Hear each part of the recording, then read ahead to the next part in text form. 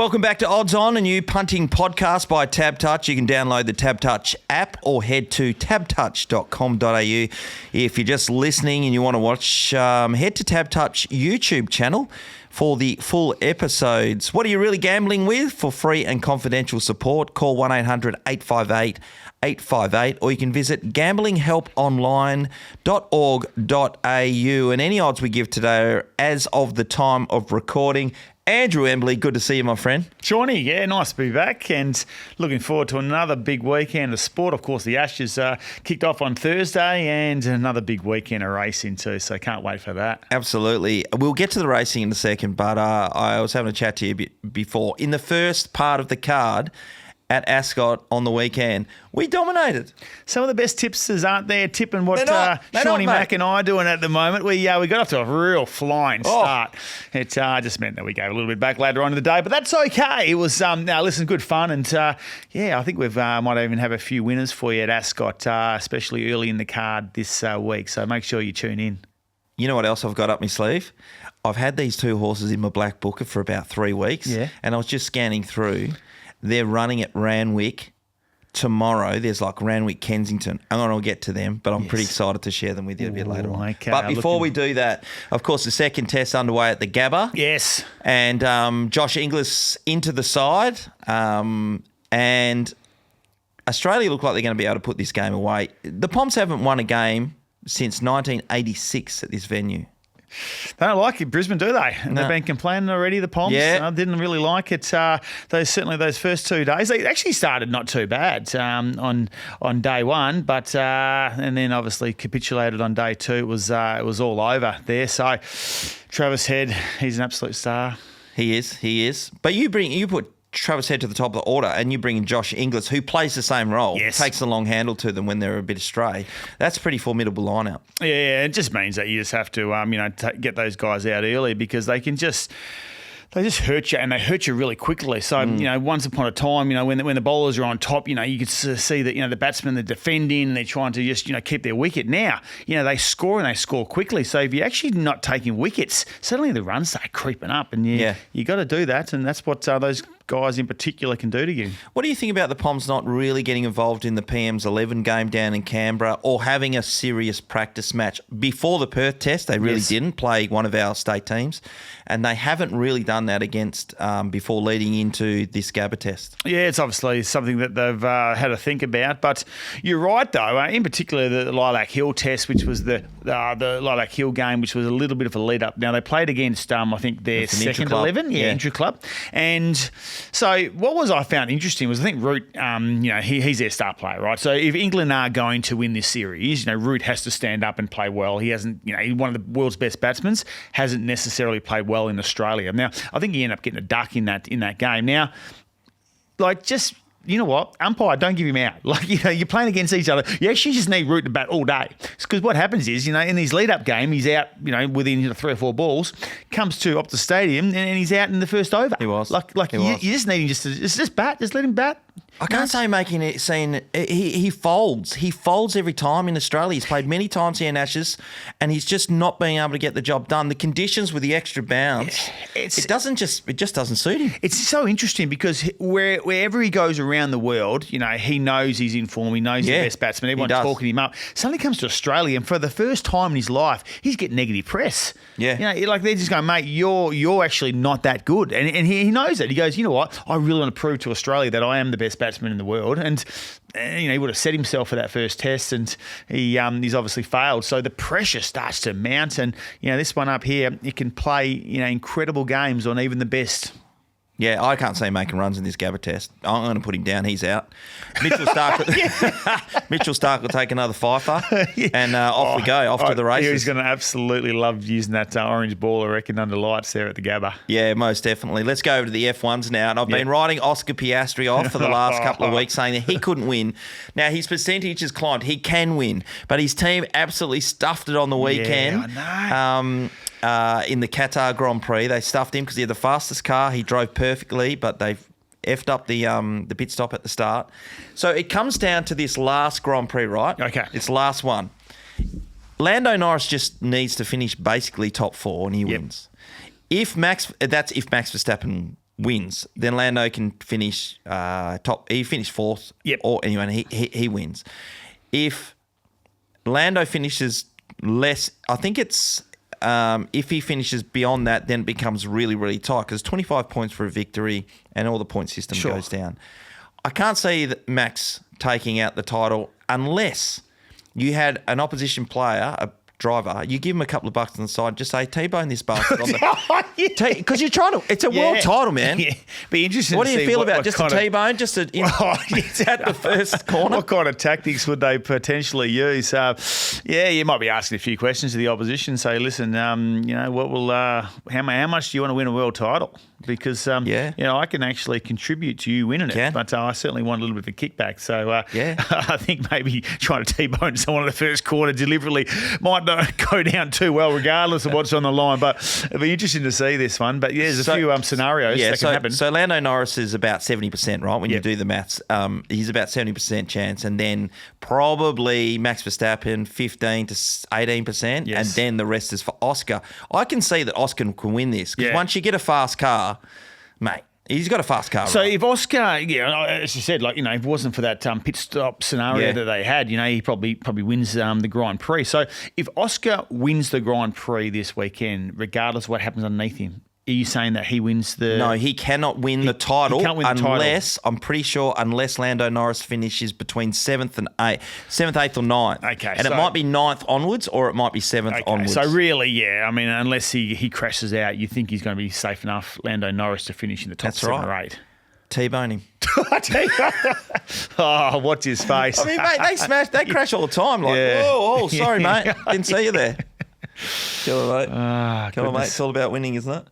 Apparently so. Plenty of games in the EPL overnight that I've been watching. Liverpool got away with the draw. They had a win just the other day, so their fans are coming for them left, right and centre. But the usual suspects are doing well. Arsenal's still doing well. Manchester City. So we'll watch them just going well. I think it's not until, in the cold months, January and December, January is where they're playing a lot of games. Yep. That's where it kind of gets decided, I think. There'll be a breakaway pack. Yeah, I think Arsenal are the team to beat at the moment. They look like they're going well. And sometimes, sides like Liverpool who have been up for so long and they're having a bit of a come down, they might just start focusing on the Champions League now. Yeah, that's a really good point. And finally, the NBL. So the Perth Wildcats, their second game a long weekend is at home against the Adelaide 36ers. Bryce Cotton comes into the stadium. 13,000 people are going to be there. Are they booing him? I'm not sure if they'll boo. I think they'll certainly make some noise. The Wildcats supporters we know are very loyal, and Bryce Cotton was their favourite for so long. Oh, yeah. So, and probably still is my favourite. I don't know how you feel about it. To be honest with you, I'm not a massive Wildcat supporter, but I love the Wildcats. I am going. I've got my tickets on Sunday. Can't wait for it. The kids really wanted to go, so I'll be there. But I look at Bryce and go, mate, you were so good for the Perth Wildcats, and that's my sort of lasting memory of him, of what he did, to help, create great atmospheres, and of course he's one of the best players to have ever played in the NBL. So I'm not too dirty that he's left. Is what it is. I know that the Wildcats, got hold of Adelaide 36ers over in Adelaide the first time they met, maybe about a month ago. So yeah, that's true. But now he comes over to the arena, the RAC arena, and it's just going to be, the atmosphere will be electric, and I reckon they'll make some noise. It's a tough one. I mean, he might light it up for 50 points. You don't know. He's capable of doing that. Yeah, he's either going to have 50 or 5. The Wildcats are sneakily going about their business. They're not as good as, say, Melbourne United, Adelaide are pegged to being the two best teams, but because they've got an all-round team, any time someone could be, I guess, the star player, or they don't actually have a star. That's right. You score 15, you get 12 boards, and we're home type of thing. And sometimes that can be really hard to defend. Like when you come up against really, a superstar, you put a lot of time into that player just trying to nullify his influence on the game. But you're right, with the Wildcats, they are actually evenly spread at the moment. So it's it's hard to actually target and single out one particular player because someone else, Doolittle might stand up or he's been great. Like He's been really good. So they're what? And credit to the Perth Wildcats and to the franchise. They've been a wonderful organisation for such a long time. They do it really well, and we get behind our Wildcats over here, don't we? We certainly do. And while we're mentioning the Wildcats, because they know if they're not successful, people jump off because you get the footy in town and all that. Yes. You're really competing. But a team that hasn't had much support in recent times is the Perth Glory. Now they won. Yes. They went back to back for the first time since February. I think 3rd, 2021. Yeah, good on you, Glory. They could win 3 in a row, mate. You know what? 3 in a row. This weekend they're at the Wanderers, I think. They're well and truly back in the top 6, and good on them. I think they've got an interim coach at the moment. They've just Griffiths. Yeah, Griffiths. That's right, and he's doing a wonderful job. In a really tough situation, but. You're right. The Glory have been struggling for a long time, and they've struggled to get stability and continuity. Their coaches have come in and out. They haven't been able to get crowds. They've had issues, with their home ground and not always been able to play there. So they. You remember back to the mid-2000s when they were up and about, and we saw a grand final here at Subiaco Oval, and it was just incredible atmosphere. So good on the Glory for finding the way to win 2-0 their last 2, and hopefully, as you said, they can go 3 straight. Now, mate, I was pretty excited at the start of the show because I reckon I've got a couple of winners for us, and we're going to start off at Randwick Kensington today, right? Today. Yes. All right, we're on today. Yep. The first race is at what time's that? So 11:45 Perth time. Okay. God, okay. I've got an early one for us. Yes. Number 8, Viva Mauricio, is paying $9, and I backed it the other week at, I think it was Kembla Grange, and it ran into brick walls 3 or 4 times. Check out the replay. I'll if you check don't like it out. it, you don't like it. But All right. at $9 to start the day, $9 leading into our weekend. Well, we know you've got a very good record in the first. So, let's have a look at that today. All right. Yeah, you're right. So, Chris Waller, trained horse. Yeah. Kieran McAvoy on board. $9. Geez, that'd be a good start to the day, wouldn't it? Mate, I tell you what, I would have thought, to be honest, I was hoping it was going to run it like Newcastle or something with a big straight and, 1,400, 1,500. So that would be my only concern. Randwick Kensington could be a bit tight. Sure. But it just back this horse, and and next time it goes around, just follow it. It's got one in it. It's got one in it. All right. Then we're going to go to today, race 4, and I'm pretty confident about this one. All right. I like this. Darling Fellow, number 11 at $4.20. All right, tell us about Darling Fellow. Geez, they've backed it. Yep, I watched it go around over 1,000 metres at Wyong the other day, and in its last 100 metres, it had a turbo engine up its arse. Really? Okay. Yeah, it was like the Aussie Invader back in the day when this guy, Roscoe McGlashan, you might be too young. Roscoe McGlashan. Remember his name? Roscoe, yeah. He used to get out the Aussie Invader onto the salt flats in South Australia, just launch thing. Yeah. Roscoe, that's right. Used to break the world record, the speed world record, didn't he, out there? All right, so there's my couple of winners to start the day. There we go, couple today. But we always like to start a Saturday by giving out the first winner of the day, which has been pretty successful. It has been, Shawnee. So Saturday, another big weekend of racing, of course. No Rose Hill on Saturday. The heat policy has stepped in, so it'll go to Sunday. Okay, we might give a bit of a bypass today. I haven't think done so. a lot of form on that. Yep. So if you go to Ballarat, race 2, Maldini. Race 1 is Maldini, is the favourite at $2.45, and that was a really good win. Jumped to the front, just burned him off, won by a length and a half last start. But I'm going with mostly for show because that describes most of us. Mostly for show, yeah. We're full of shit. This is mostly for show. Okay, so mostly for show. Drawn well, barrier 6. Check out its last start. Win last start. Richard and Chantel Jolly come over from Adelaide. They come over to Melbourne to win. Check its last start up, mate. You've got to watch the replay again. It was a corker. All right, I will definitely follow that. So mostly for show, number 4, race 1 to kick things off at Ballarat. Certainly been a lot of rain in Melbourne this week, so I don't know. It'll be could be even a heavy 8, maybe a soft 7. Come Saturday in Ballarat. Does it like the heavy? Does it like the wet though? Hasn't raced in heavy, but its last race was soft. They didn't say what number it was, but it looked relatively like a 6 or 7. Okay. And if we're around the mark there, as opposed to a Maldini who won and led from barrier to box the other day and really did a great job, it ran on a good track. I mean, that doesn't matter, but I'm going this one from Adelaide. I think that can win. Okay. Yep. There we go. And let's both of us go to the main race, which Ballarat is the Cup. Ballarat Cup. Yes. Give us a rundown. Well, the thing is, I'll say is that I've got a little soft spot for Ballarat. My mum came from Ballarat, good she was one of 11. They had a farm there, and so One a of lot 11? of my life, I would spend in Ballarat. We spent a lot of time there. Coldest place in the world. Freezing, absolutely fresh. But I never did head out to the racetrack there. But they've got a wonderful facility out there in Ballarat at the moment. I think Kiramar might actually train a lot of his horses. Certainly got a stable out that way. 500 horses. So yeah, exactly. Yeah, so Ballarat Cup. Now I've had a little look at this. So obviously there's been a lot of rain. Maybe soft 7, as I said, heavy 8 over the 2,000 metres. It doesn't look like there's an enormous amount of speed in the race. So on the back of that, I actually like the Gavin Bedgood number 2 Kingswood jumping from barrier 6. I think he'll get it pretty soft, out in front, and obviously the other one that I really do like is St George, but that's drawn 15. It will get back more than likely. It's sort of been that sort of horse, unless they try to do something different. But it generally likes to get back in its races, and we'll try to be hitting the line. But I really like Kingswood, and the other one, just to throw a little sort of one at the stumps, is the other Gavin Bedgood runner, Casino 17. Great win the other day.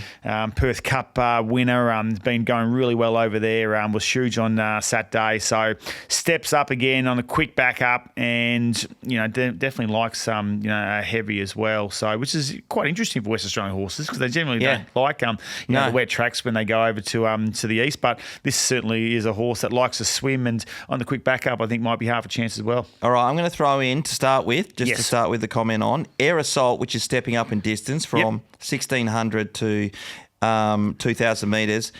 So Jason Holder's riding at this time, which he did last time, and he missed the boat. He was in barrier 4, and he ended up 10th at the 400 metres in a really big race, which was the winner was Sabaj, which it was flying at the moment. Sabaj. Absolutely flying, right? And it's gone down by just 2 lengths. You should see it flat home, but it's a horse that was normally an on-pace / leading horse up until this race when it was 10th at the 400. He completely lost his spot.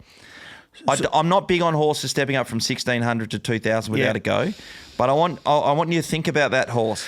That's interesting because it was drawn barrier 1, so I think it's gonna it's probably not going to get back too much, because it might never not. Does. It was just a shit ride. So it actually worked out really well for him, which has probably confused them now, because they're going, geez, maybe we are a horse that should be ridden a bit cold. But I think from barrier 1, you're going to have to, I think, at least go forward a little bit. I don't think he will.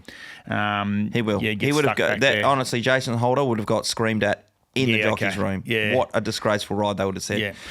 But that's not my number 1 bet. No. I just want to put that in the mix. Okay, I'm with you 100%. Let's go. Kingswood. You like Kingswood too, 100%, mate. Oh, good, yeah. And Bedgood was going to run this last week. He was, and scratched it. In the end, with the way it played, I reckon he'd be spewing. He is spewing. I've seen him. Yeah, he's spewing. He thought he made a mistake. Yeah, I reckon, because if he had to run that last week, it was just the perfect conditions ended up setting up for him in the end. So I think they got an enormous amount of rain in the morning or something. Is that right? And then they thought, you know what? But the way the race was run, I reckon they missed one there, and Kingswood would have won for sure. But anyway, it's up and going. It's currently, what's it paying on Tab Touch?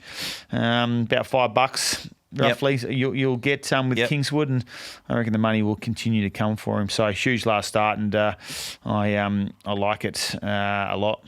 Yep, we're both home here. That's definitely that's going in a bet, Luke, for sure. And I don't mind Stylish in the last at Ballarat as well. It's with the Hayes boys. It's paying $6. I think second up might give us a good run for our money. There we go. Stylish in the last. So hopefully we've got a couple of bucks in the bank account. Thanks to Tab Touch. Getting ready for day 3 at the Pinnacles. It's the Northerly, the Group 1 Northerly. Mate, we got it wrong last week with the Winterbottom. Who saw that coming? Not us. And you know what? Not many people did. Liberated was super. Got a really good run behind Overpass. Of course, everything You were so strong on Overpass. Everything we sort of said in regards to Overpass, did happen. Like it did get it soft out front. I actually surprised. It didn't actually go as quick as I would have thought. Overpass. Certainly got it quite soft.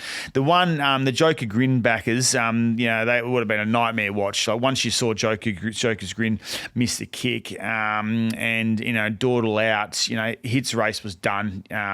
After the first 100 metres, unfortunately. So I'd just draw a line through that. Wrote Them In was a really good run. So I'm thinking, when you look at the Gold Rush next week. I was so strong on that. Yeah. I think that's the way that it ran on. I think 1400 will just will absolutely suit Wrote Them In. So I'll be looking at that next week. But yeah, in the end, congratulations to Liberated. That'll go to the Gold Rush as well, I'm pretty sure now. Overpass will stay for the Gold Rush. Actually, he's been chucked out. Liberator's been chucked out. Yeah. Oh, there you go. Okay, Liberator's gone. Overpass. Ray Magnerio staying for the Gold Rush. Yeah, Ray Magnerio's run on the inside was actually a very good third. So I'm not surprised that that's staying on. I'm with you though. I think Rope Them In is the one to play there. Now let's go to the first this weekend because we're going to go through every one of these races and. I think we were 5 from 6 last week. There's going to be a couple of 2-horse plays. We started very well early on, didn't we? We did. Yes. And went to water. Went to water. It's a small field in this one, and it's definitely a 3-horse play. So we'll find the winner though. So Trio has been backed. It's into $3.80. Nashville Willer is riding for Grant and Alana Williams. And it's coming off the back of a third, so it's progressing. And over 1,600 metres has got a pretty good record. It's drawn well. Yes. So that gives that a chance.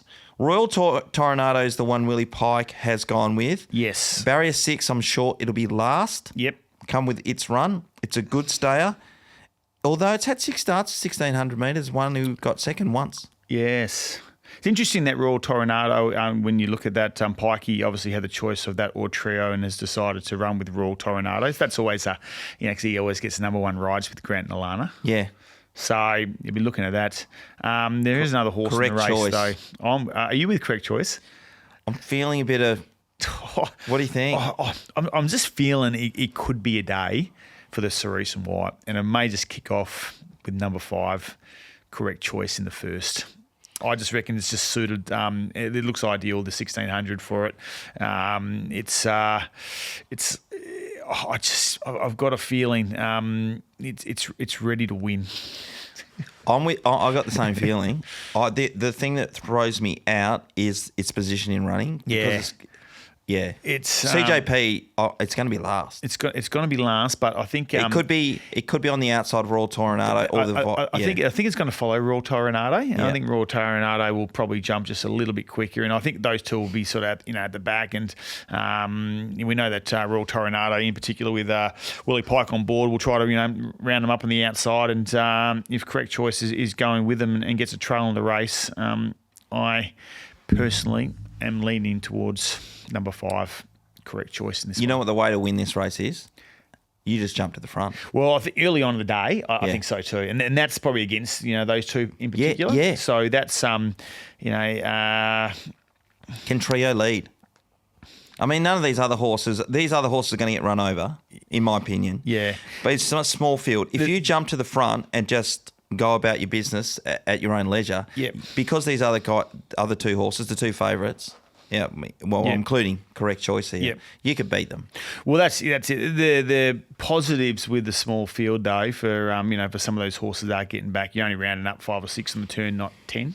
Yep. So there is a possibility that if they if they're all bunched up around the corner, then it's not a massive distance to be able to catch up. But you're right. If you can jump to the front and certainly put some pressure on early in the day, and we'll find out, see how the track's playing. But Correct Choice is the one. I'm leaning towards Correct Choice. Number 5. I'll follow you in on that one. Race number 2 is a 2-year-old race. Very difficult. Not a lot of form out there. I was inclined to have a look at this thing, Red Lark, which is number 2, but the markets is telling us that Ace Queen Suited is the favourite. Yep. Favourite? Yep. Snibbertson. Snibbertson's come out like a They're going bomb, really well. don't they? Simpsons, yeah, they do. They're I don't think they run a metre over 1,000. Like 1,001 metres will see them out. They're pocket rockets. They are very fast, the Stippersons. And the other one, so I did have a little look at Ace Queen suited. As you said, 2-year-old race, so you pass these. But Ace Queen suited trialled pretty well. The other one that I thought trialled really well was number 11, the Steve Wolf horse, Palmer Lee. So yeah, it was actually pretty good first up. McGrady on board, so that's currently paying about $6.50 at the moment. So yeah, maybe little each way bet on number 11. Press. Yeah, okay, but pass for me. Righto, race number 3 is a couple. I just think it's two in it. We'll just get it down to 2 in it. So Twilight Tale is the first horse that I'm going, okay, that's my probably number 1 bet. Yep. And it's paying $5.50. And the reason why, it's a gun. It ran at 2,100 metres and 2,200 metres. It's ready to. You said before, a horse is ready to win. It's ready to win, and it's got barrier 4, so it's going to be given every single chance in the world to be able to produce the goods. And the only other one in the race, in my opinion, is Summer's Legacy, which was last up was a really good run. I was looking at our comments. I kind of wrote it off because it's coming from bad barrier, but it still ran on really well. And on the thing it says it finished 7th, but it was only beaten 1.6 of a length and come from 14th. Yeah, and obviously, as you said, the 2 starts prior were very good with a couple of wins. Willie Pike sticks. That's always a good one there for Summer Legacy. So, but you know what, I sort of had a little look at some of the Cerise and White runners this week, and there's a few winners there at around that sort of $5, and I reckon you're jumping on board. I reckon I'm with you with Twilight Taylor. I really like it, so I think hopefully there might be a couple of winners there, race 1 and race 3 for the Cerise and White. All right, moving over to race 4. I don't really have a firm opinion on this one, so it's over 1,000 metres. Castle Road's come up as your favourite this morning, $3.30 currently. Yep. Actually, last night was looking at White Hot, which is at $16 because it just hasn't run before. Yeah, okay. I don't know too much about Storm Away's the last start winner. Yeah, Storm Away's the one. Again, we know that Holly will like to jump on the bunny and run on this particular one, so she'll be out in front. And if it's if it's on speed, then I think she certainly gives them something to catch. So, if I am going to have a little bet, I might sort of lean towards number 6. But as you said, I might go and have a look at White Hot as well and just sort of see its last trial. But again, back in first starters, I'm sort of always keen to sit and watch. Okay, I'm just gonna. You know what? If I'm going to have a bet on the race and White Hot, I was hoping it was going to be like $6 or something, but it's not. So maybe can't run that fast. Number 3, Rustislav is probably where I'm going to go because last start run big time race. Yeah, the Gamgee horse. Yeah, that's probably not a bad bet for race 4. All right, so we go over to race 5. Yeah, race 5. So I'm going with Smooth Mover. Smooth Mover is your favourite. Jumping from barrier 7, Willie Pike for Simon Miller, $2.50 currently on Tab Touch. I agree, will probably be the one to beat in race 5. Just trying to look at something that maybe might be able to jump out. It's probably Silver Right to me. It's been in really good form. Yeah. I mean, his last start was there was a 7 and 8 there, but its last start was a 3rd. It was up against big time horses before.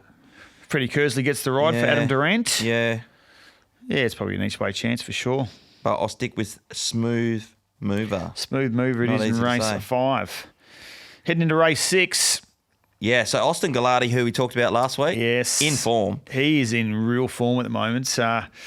Because he's obviously a real tall jockey, and so when you actually see him ride, like he must have incredible flexibility because like the way that he has actually to ride really, really low, and he's and because he's got such a long back, he's almost like his whole back's almost covering like the whole of the horse. Like he's right down really low. His hands are really soft, but he's a nice balanced jockey, and he gets a Group 1 ride in the Northerly as well. Yeah, we'll chat about that a little bit later, but he's he's riding with confidence at the moment, and I think a few people, not just in WA but around the country, are looking at this young kid, Austin Gallardi, going, you've got some real talent, kid. He's going to be hard to beat on bar time, and if the money comes for it, just go with it, because Brett Pope has hit some form, and Gallardi has too, and it's the last start winner. The money came from it last time, and it's saluted, but Auto Cruise is the one in really good form. It keeps running second, but it come from 13th on the turn to go down by 0.48 of a length, like half a length, and it come from 13. And this time, CJP's riding, which he did last time, but this time he's got barrier 4. So he should give himself every chance to actually get on the board. Yeah, I like that one. The other one at a little price at the moment, each way bet, I've sort of followed the last few starts, is Hammerhill, number 8. So Chris Parnham on board was, I think, only beaten a couple of lengths first up, and then didn't get much luck second up and hit the line really hard. So currently $9 on Tab Touch, so I might just have a little bit of an each way bet on number 8, Hammerhill. Okay, good call there. Moving over to race 7 now, we're getting towards the pointy end. Our Paladin Al is the favourite currently on Tab Touch. There's a couple of horses in this. Got Austin's riding another one called Fifth Essence. Yes, yep. For Popey. Yep. Got to be talked about. Rally the troops. But why is this paying so much? Okay. Our Paladin Al, I'm having a bet on. And my saver is going to be on Belter of a Song, $14. Right. Okay. Tell us about your first one then, number 2. It's coming off really good form. Yeah. Like it was its first campaign it had a couple of wins, a couple of seconds and a fourth and a second, and ran into some pretty good races. So they were mostly around the 14 to 1600 metres, a lot of them around 1600 metres. I love a horse returning over 1400 metres. Yep. It's got a reasonable gate in 9. This thing's going to come home like a shower of you know what. But Brad Parnham's on Belter of a Song, and its first up run was huge. I really enjoyed it, and I've been waiting for it to come back. So that's my other play. Stevie Parnham versus Brad Parnham. There you go. Yep. Yeah, I'm happy to go with you there. Maybe Parnham Quinella. Okay. Right, over to the Towton Cup. Yes. Had a horse that won the Towton Cup one day. Did you really? Miss Copycat. Miss Copycat? $20. Were you on it? Yeah. Of course you were. Were you at the track when it won? Yep. Oh, so Justin Longmuir got married. Yes. We went to the church service. Yep. Then we went to the races. Oh, so who was in the horse with you? Belly. A few of the lads? Jason Orish, Peter Bell, myself, Paul Hazelby. So hang on, so that's so good. So you're at just JL's wedding, and then between the ceremony and the reception, you quickly did the Harry Holt and you went down to the races. 100%. We went there because the start before, there was a horse that came over, I think it was from South Australia or might have been a Melbourne horse, and it came over and it had pretty good form. Yeah. And it was going around like $1.80, and therefore all the other horses in the race go out. But our horse, the start before, the saddle slipped on it, and it ran a cracking race. Oh, really? And the saddle was up around its neck. Yeah, okay. And Sharon Miller was our trainer. She's done an amazing job. And she was going, mate, if this saddle wasn't around its neck, would have won. We would have won. Yeah. And then we seen the price, $20. So okay, we're convinced it was going to. We didn't think it would beat the favourite. Sure. But $20, you've got to have a dollar. Yeah. And we did. And we also got a piece of the quaddie, and because we had a $20 winner, mate, a lot of people had that horse won out, this thing. Far out. How good's that? So we roll into the wedding. You were up and about. It's not about JL getting married. It's all about Shawnee and his mate just going, oh, yes, you're beauty. Miss Copycat. Never forget beautiful. her. God bless her soul. Well done. Okay, so Captain Pluto's the favourite in this one, $4.40. I think it'll run an absolute cracker again. Yep. Simply beat it last start. Yes, Simply that got the quaddie off to a really good start a few weeks ago. That was, but then after that, all the short price favourites came in. So that was the quaddie didn't pay too much, but was very, very good. It beat who did it beat? It beat the other. Grant Alana Williams' horse, I reckon. It beat Captain Pluto. Captain Pluto beat Captain Pluto last start. Yeah, okay. Yeah, so Captain Pluto came from barrier 11 and was 7th at the turn. This time it's coming from 13, so no favours. Yeah. But here's the other ones who are Simply still in at $15 and is barrier 4. It's going to run another good race. Yeah. Okay, now, but let's get back to the Cerise and White. Sure, there's a couple in there, isn't there? So we got First Encounter that zoomed home and hasn't won this campaign but keeps running home the last 100. really fast at $9.50. Forever Boy outstanding last week, Yeah, on the quick back up. but 1,800 to 2,200, Yeah. barrier 15. CJP's gone with it. Has stuck with it, yes. And Stormageddon's their one at $13, a bad barrier as well. So it's going to be a barrier. So it's CJP versus Pikey. That's how I see it. Yep. How do you see them positioning themselves in running? Because they've both got bad barriers. Yeah, well, Pikey obviously, generally speaking, likes to sort of get back. So he's coming from barrier 13, and then Forever Boy from barrier 15. So they'll be pretty much close to each other in running. The other one, First Encounter's the other one who I agree. Like, I know that CJP has taken the ride on Forever Boy, but I have really liked the way that First Encounter has been hitting the line over the last few starts, and drawn probably a little bit better than the other two. So if I'm going to have a little play in this particular race, maybe Forever Boy and Captain Pluto might just maybe sort of cancel each other out, and it actually might be First Encounter number 9 for mine. That currently at $9 might be a nice little each way bet. It's a real tough one because I'm with you. The barriers are really tough. First Encounter though, it comes from the real back, but if it's a couple of pairs in front, 54 kegs. Yeah, it's drawn a little bit better than Forever Boy obviously, and Captain Pluto as well. So, but then what, Simply was enormous last week and the last start, and that'll probably that'll jump to the front and put some pressure on. So Buckets Ridge is another one, which is Grant Alana at the top of the pops. It was blocked in its last start in that Simply race. Yeah. Unable to gain clear running from on straightening until shifted outwards near the 200, and it's gone down by 0.46 of a length. Yeah, drawn ideally as well. So that's another one I totally agree can run a really good race. So this is race 8's actually there are some winning chances everywhere in this particular race. It certainly won't be a big bet or anything like that. It might just a couple of each way bets, I think. Okay. I'm actually going to back Pikey. Captain Pluto for you, number 2. I don't know why I'm saying that, but I'm going to. Yep, okay. Okay. I'll stick with number 9, First Encounter. Is it First Encounter? Forever. First Encounter? First Encounter, yeah. Okay, no problem at all. We're moving over to the main race of the day, which is the Northerly Stakes. Tough one this year. Yeah. Tough one this year. So Western Empire, love the horse, 59 kegs. Yep. Austin Penco, it actually got home okay, $34. Yeah. Did you watch that? You got to watch the replay. It actually did run home really well. I agree with that. Watch Me Rock, Apulia. I mean, I'm just going over the Railway Stakes winner that won easily. Diamond Scene ran 4th in that race. It is a stayer. Yes. It's stepping up. Sentimental Hero got home amazing as well.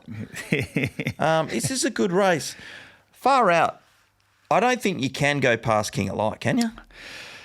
King of Light looks like a really impressive horse right now. I've been following King of Light for a little bit. BJ Ryan, a good mate of mine, he does all the form for Danny Morton, and we're over for the AFL Grand Final this year, and he just kept telling me about this King of Light, and just you wait for this prep. It's like he is airborne, and everything that he said to me about this particular horse has literally, come off since, this prep. So he's 3 from 3 this prep. He just continues to impress. Thought last start when it sort of, got itself in a little bit of strife, thinking, oh, hang on here, it's on the fence, he might not get out. But once it got clear air, it just absolutely savaged the line. It profiles really, really well for this particular race. It's drawn well. It gets in so light. It's at carrying 52 kegs. So it's a star. He is absolute star, and 3-year-old's got a really good record in this particular race. So I think everything is set up for King of Light, and I think it will be really, really hard to beat. So, is it winning? Come on, say it.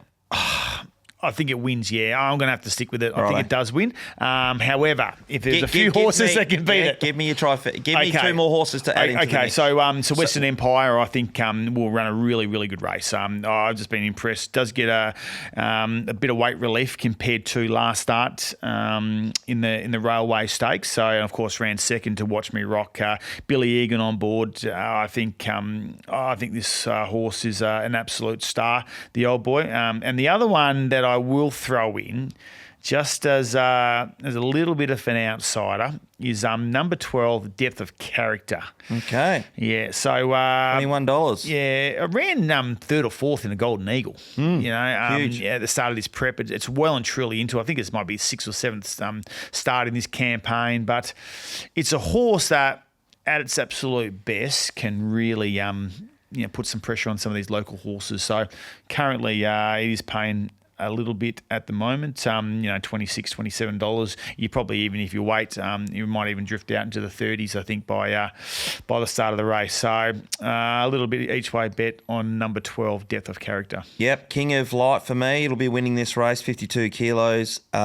I am not against Cosmic Crusader, who missed out on the Railway Stakes. Yeah. Stepping up in distance, going to be right up its alley. Yeah, you know what? That's probably the other one that we shouldn't have spoken about. I've just been let down so much by Cosmic Crusader because. But was it the rides more than the horse? Yeah, it was a bit. Yeah, it was obviously that one where I can't even remember what that race was with. There's Love and War in it, and they didn't know who was going to lead. They didn't know who'd lead, and it was in the breeze the whole time, and just and that cost him a run in the Railway where he was would have gone in as favourite for the Railway. But you're right. The one thing about Bob Peters, he puts that behind him. He sets themselves for this northerly, and there's every chance that, yes, Cosmic Crusader runs a really, really good race. So I think it'll be in the first half of the field, and will be another one. Western Empire for me as well with that, but with that other one. But I just see King of Light getting the gun run from Pikey. Yes. He's going to have it out in air and long enough, and it's 52 kilos. It's given you got 7 kilos in Western Empire, and Cosmic Crusade, 7 kilos. Yeah, he's a freak at the moment. Probably the best 3-year-old in the state right now, and certainly if he wins on Saturday, will well and truly, be the best 3-year-old that we've got. And I'd like to sort of see it obviously go over to the Eastern States and see how good it is against some of the best boys and girls over there for next year's spring.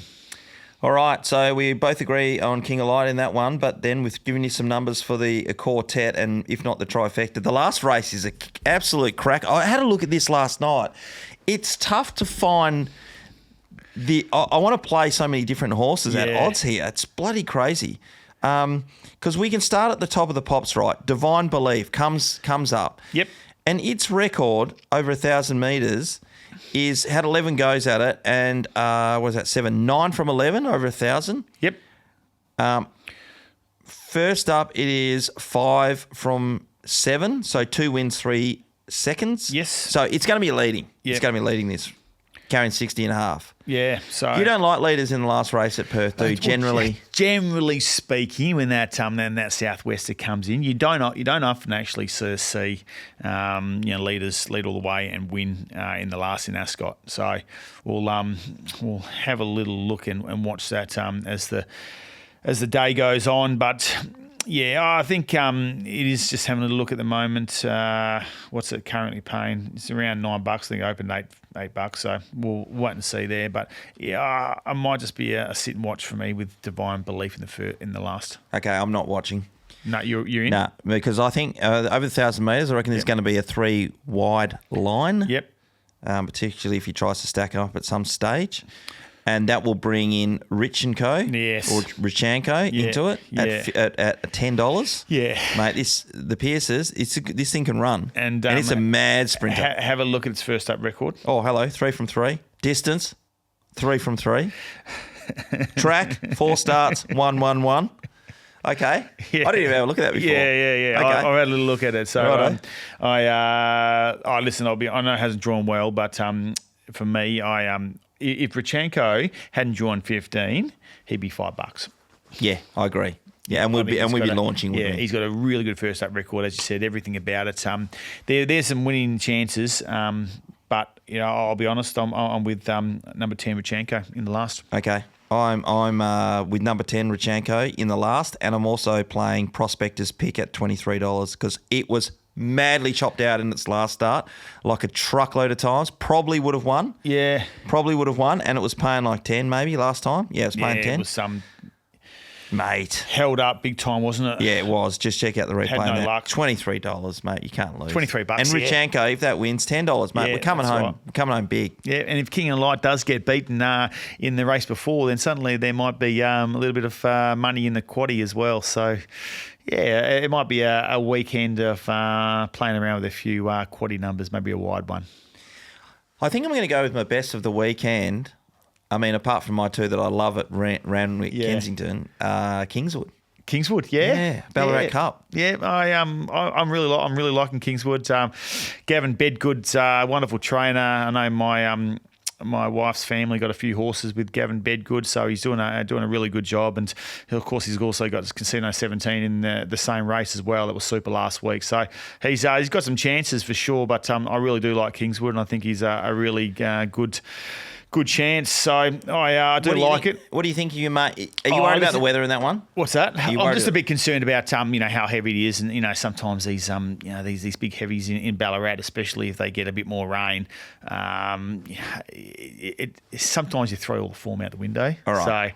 So I do like Kingswood. All right, let's stick to Perth then. I mean, who's your best in Perth? Who's your best in Perth? So I think my best is King of Light in the Northerly. I know it's a big race and a big step up for it, but it's just done everything right so far. And I just love some of the sectionals. I love the way he's been hitting the line. He's a super horse, and he just profiles so well for this particular race. So for me, it's King of Light to win the Northerly and stamp itself as the best 3-year-old in the state.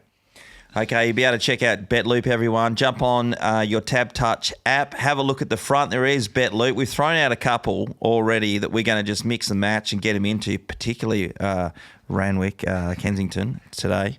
Check those ones out.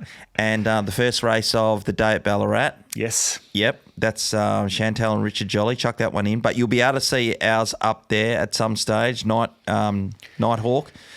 He hasn't pulled one off. Let's be honest. Nighthawk. He started really well, Nighthawk. Wasn't he? He was up and God. about. We spoke about it, and then we just got a little bit hush-hush. Got a bit hush-hush on that. But Bet Loop is the way to get everybody involved, particularly your friends. You can share bets. You can follow others in that one.